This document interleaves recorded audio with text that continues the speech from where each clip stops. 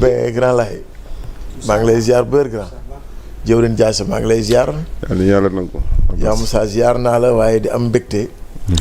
janook tey jii ak un spécialiste de l'aménagement un spécialiste du territoire sénégalais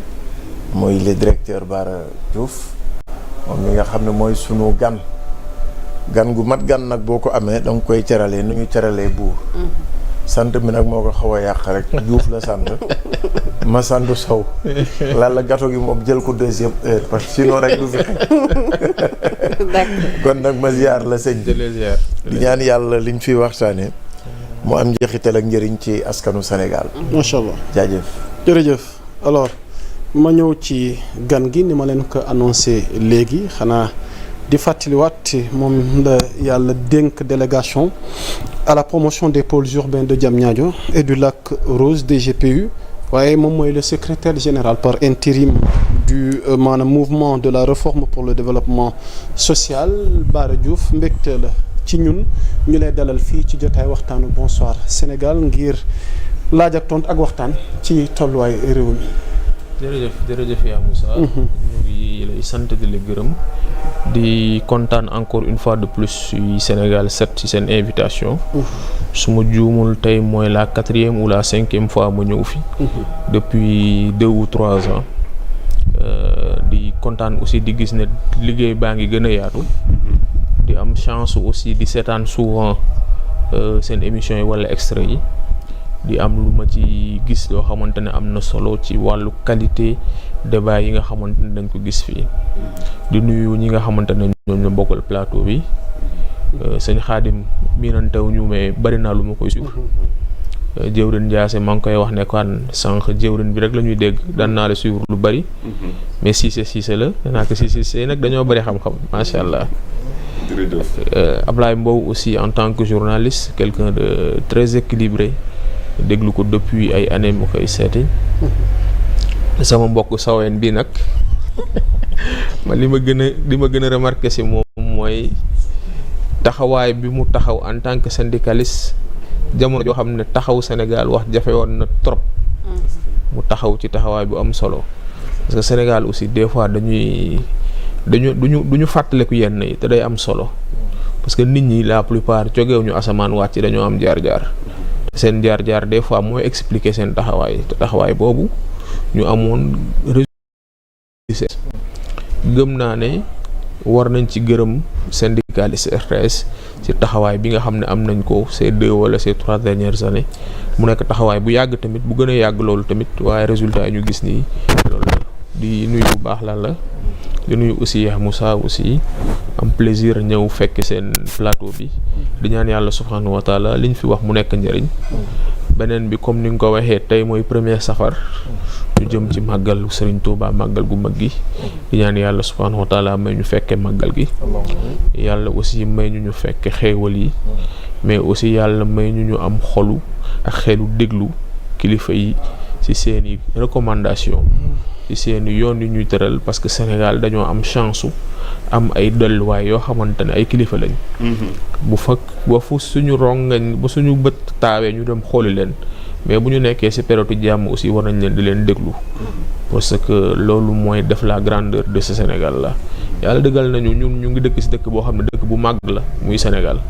te bokk na ci yooyu éléments yi nga xamante ne moom la ñu yàlla xéewale ñu ko ciy sant. macha allah.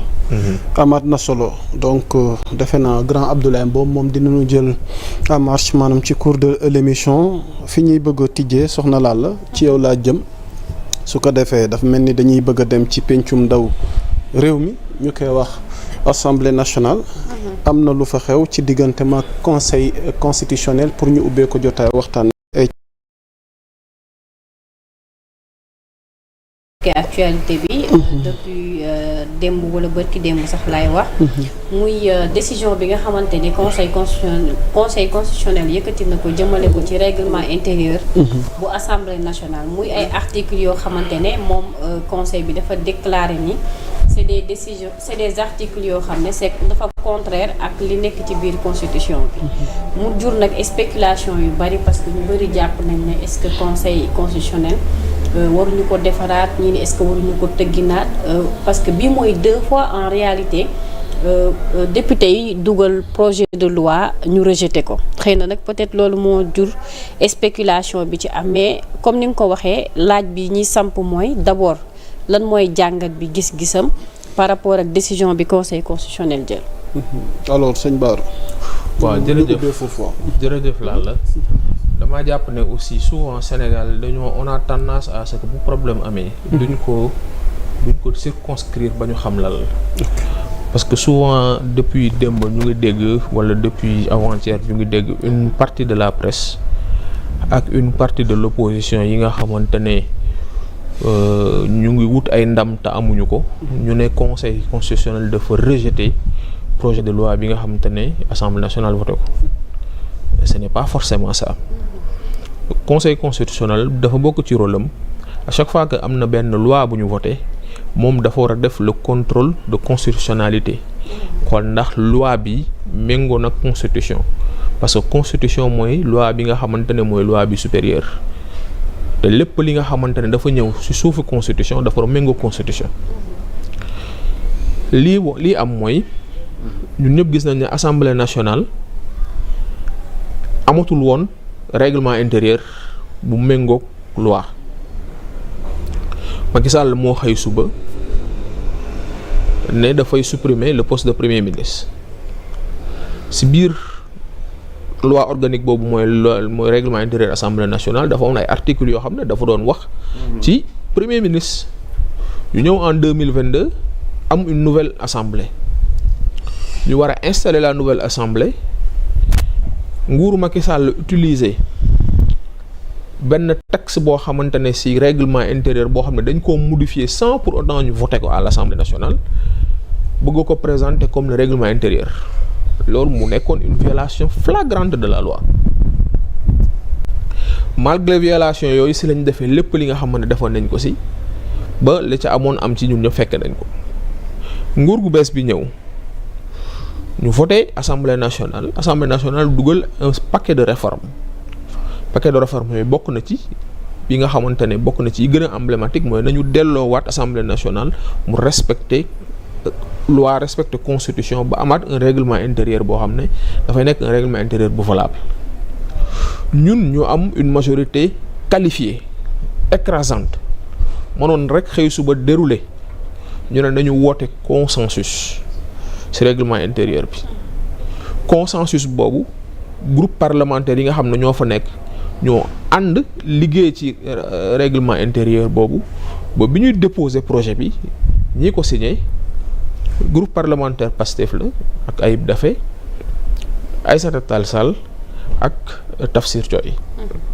donc mooy woon ne c'est une loi consensuelle parce que bu ñu fàttee fi ñu jógee ci Sénégal mooy dañoo bari woon ay cassures dañoo bari woon ay mbir yoo xam ne nit dañ ci war a dëppoo dans un pays pour dëkk bi mën a dem ab dëkk bu nit ñi dafa minimum de consensus bu dëkk di am pour dëkk bi mën a dem il faut que ñu ne ñun ñëpp dañoo tolloo ci par rapport ak loi bi ñun ñëpp ñu d'accord nañ ne lii mooy loi bi war a appliquer au Sénégal mu am un minimum de consensus acteurs politiques yi aussi il faut que ñu am un minimum de consensus pour ñu mën a dem loolu bi ñu ko yóbboo conseil constitutionnel sur les 136 articles jàpp na ne am na benn article boo xam ne il est contraire à la constitution sur les 1000 et quelques alinéas jàpp na ne am na 3 ou 4 yoo xam ne dañoo contraire à la constitution donc assemblée nationale li muy def mooy tout simplement article yooyu conseil constitutionnel mooy autorité judiciaire bi nekk ci kaw mu dindi ko mu promulguer le règlement intérieur loolu man gisuma ci nga gis une partie de la presse bu xëy suba ne c'est un camouflet pour Pastef wala c'est une défaite pour Pastef li kañ bu nekkee camouflet c'est camouflet pour tout le monde te loolu mooy am partout dans tous les pays c'est quelque chose de quasiment normal pour man loolu dafa am un élément important pour en revenir à l'Assemblée nationale boo ma ko mayee Assemblée nationale Sénégal en peu de temps dafa def ay mbir yoo xam ne dafa am importance xam nga en 2016 dañoo dugal dans la loi que ne Assemblée nationale moo war a contrôler l'action du gouvernement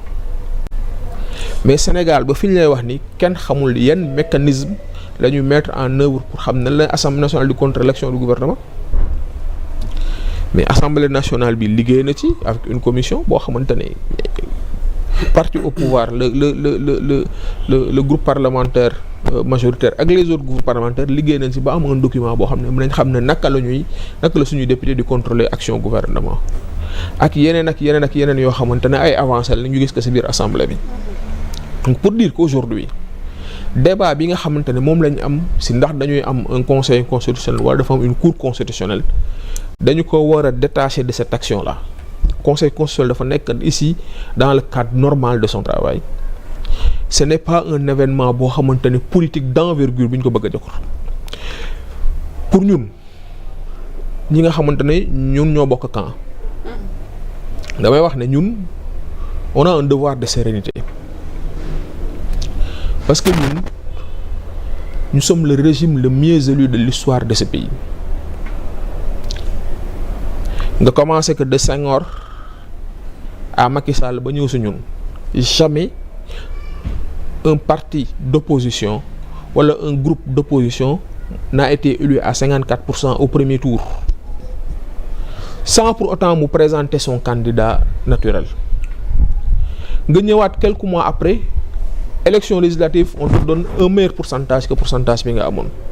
loolu boo ko amee mooy yow yaakaaru Sénégalais yi ak confiance su Sénégalais yi da nga ko yor waroo donner des signes de fébrilité waruñ lu jokk rek ñu yëngal ñu et loolu c'est au niveau des militants li xaw assemblée li xaw ak conseil constitutionnel là c'est lu normal la. Et booy xool dans le fond boo entrer dans le fond tu vois que c'est des choses yoo xam ne le conseil constitutionnel rappelle de dire que ne lii constitution prévoir na ko ba pare selon méthode bi mënoo changer méthode bële donc pour ñun on a un devoir là de sérénité beneen bi aussi de considérer que ne le calendrier des réformes dafa am solo on ne peut pas tout réformer d'un seul coup calendrier de réforme bi am na solo. bi président Bassirou Diomaye Faye ñëwee bokk na ci li mu njëkk a woote mooy ay waxtaan sur la réforme judiciaire et nañu mettre en œuvre li nga xamante ne mooy calendrier yi nga xamante ne mooy la réforme judiciaire te boobaa li ñuy jooyte ci justice gëm naa ne d'ici quelque temps dina nekk lu ñuy fàtte ci gannaaw. dinañ ñëw ci dossier yi nga xamante ne moo ñeel daam justice mais balaa ñuy jàll une question concernant tey conseil constitutionnel bi ndax Bara yow da nga jàpp ni dañ ko war a yeesalaat conseil constitutionnel fi ñu toll nii parce que y a eu des responsables ci régime bi attaqué conseil constitutionnel ci décision bi nga xamante ni jël na ko ci yenn articles yi nga xamante ni écarté na ko. non xam nga man chaque jour damay wax benn mbir. man lépp lu may wax day fekk loo xam ne. parce que polémique bi mi ngi installé wu. moo peeg ko. waaw man gis naa ne polémique bi jaru ko maintenant conseil constitutionnel en tant que tel dañ ko war a réformer. c'est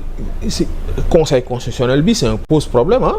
c'est-à-dire waxuma la décision là waruñ ko waxtaane man dama jàpp ne décision boobu décision bu ndaw la. mais là le conseil constitutionnel du Sénégal. en l'état dañ ko war a réformer xam nga lan moo tax. sur quelle base. dañ fi ñëw am benn régime boo xam ne dafa organiser techniquement ba écarter ay candidats.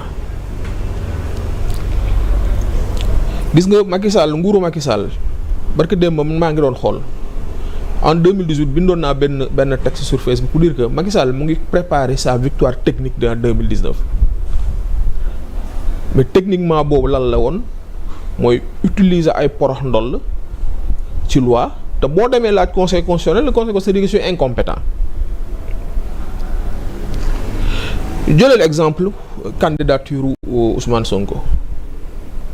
Ousmane Sonko nekkul woon candidat juste parce que benn fonctionnaire refusé na jox ko fiche de parrainage mu dem déposer ñu ne ko non amoo fiche de parrainage. ba pare ñu gis mbir woo xamante ne juridiquement parlant tey jii dossier Ousmane Sonko niñ ko taxañe en quelques mois ba ne dañ ko daan ba def nañ cour suprême ba ñu daan nañ ko. loolu nga boole ko yóbbu ko dans un conseil constitutionnel qui te dit que man du ma xool lële yëpp li may xool rek mooy les effets de droit de li nga xamante ne mooy décision yi ñu jël conseil constitutionnel boobu ça pose un problème dans un pays. te dëkk ak bu mu mënti doon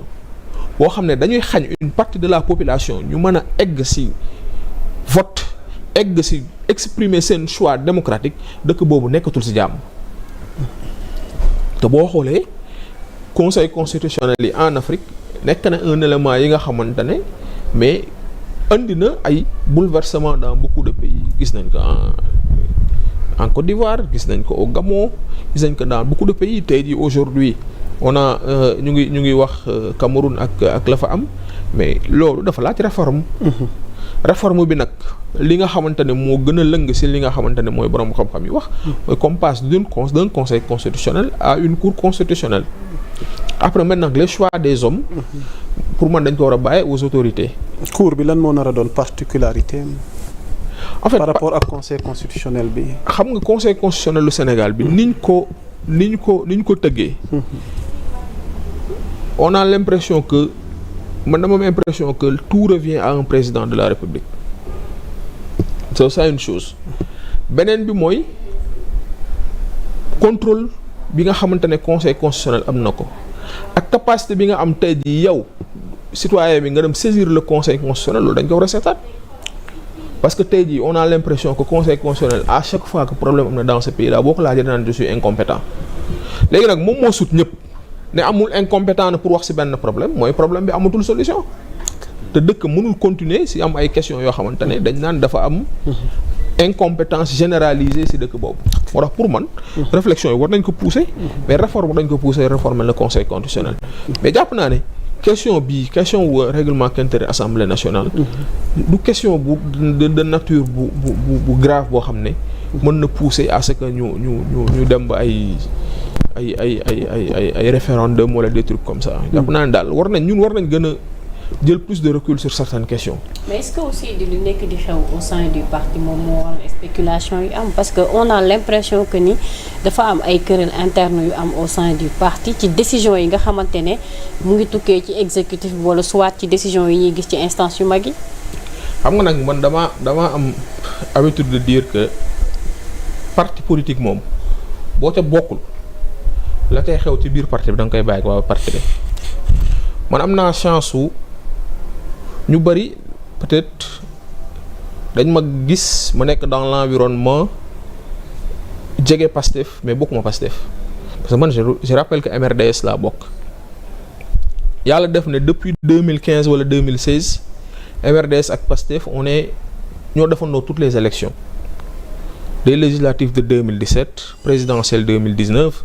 les locales de 2022 les législatives de 2022 ba la présidentielle de 2024. man ma am chance su période boobu yëpp directoire presque yi fi am yëpp bokk naa ci donc yow mën nga wax ne am nga bunt ci tànk ci biir waaye am nga tànk ci biti lépp luy dund mu nekk organisme buy dund à l'intérieur dina am ay friction dina am ay mouvement mais dynamique globale bi moo am solo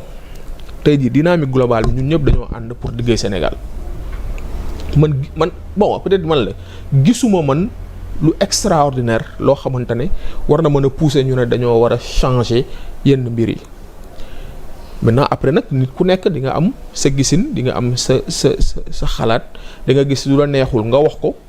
te loolu mooy looluy dund. gis nga bu ñu toogoon dans un environnement boo xamante ne tout le monde ñëpp dañu naan lépp a ngi jaar yoon tout le monde est beau tout le monde est ok boobu fekkee bu loolu bu amoon day fekk ne naa fekk dugg na. parce que ñun chacun d'entre nous dafa war a remettre en cause boppam et surtout luñ spécificité bi ñu am mooy ñun dañoo deful politique comme ni ko gars yi defee beneen bi li ñu indi au pouvoir du li daan indi au pouvoir li nga xamante ne moo doon am Sénégal da ngaa nekk un homme politique nga nekk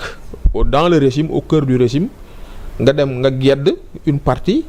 nga yónnaale les moyens yi nga xamante ne moom nga accumuler dans le régime ak ñi nga xamante ne ñeneen ñi ñooy frustré dans le régime ñu ànd ñu yóbbu la au pouvoir nga am 26% 30% déedéet ñun ay mouvement d'ensemble global boo xam ne dafa sédimenté wu pendant 10 ans moo ñu yóbbu au pouvoir. te loolu yaakaar moo ci ëpp solo te yaakaaru sénégalais yooyu noonu mooy suñu responsabilité tous les jours ku nekk suñu li muy def dafa war a sóoraale yaakaaru sénégalais yooyu. am na solo dinañ ci gën a dikk pour yaatal ko ma ñëw ci Khadim Diop par rapport ak débat bu posé wu ci